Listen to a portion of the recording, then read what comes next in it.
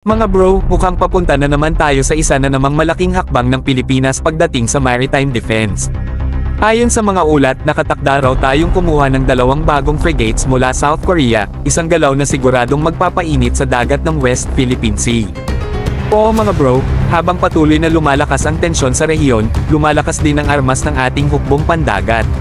Sa ngayon, nasa final negotiation na raw ang Philippine Navy kasama ang Hyundai Heavy Industries para sa 2 4,000 tons class frigates. Ang design daw ay posibleng nakabase sa Chungnam class, isang mas modernong bersyon ng mga frigates na ginagamit ng South Korean Navy. Kung tuluyang mapipirmahan ang kontrata, ito na marahil ang pinakamalakas na surface combatants ng Pilipinas sa ngayon, capable of long-range detection, missile strikes, at advanced electronic warfare systems.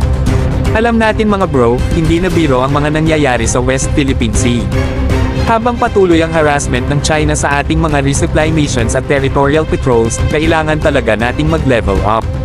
At mukhang ito na ang sagot, hindi na puro diplomatic protest, kundi hard power na may puwersang maririnig kahit sa kabilang baybayin.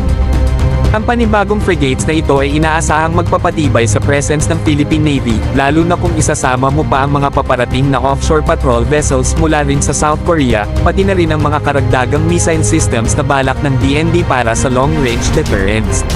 Kung tutusin, step by step na binubuo ng bansa ang tinatawag na Credible Defense Posture na matagal ng target ng AFP Modernization Program. Ang timing ng deal ay hindi rin basta-basta. Tuloy-tuloy lang ang military modernization ng Pilipinas na inaasam-asam.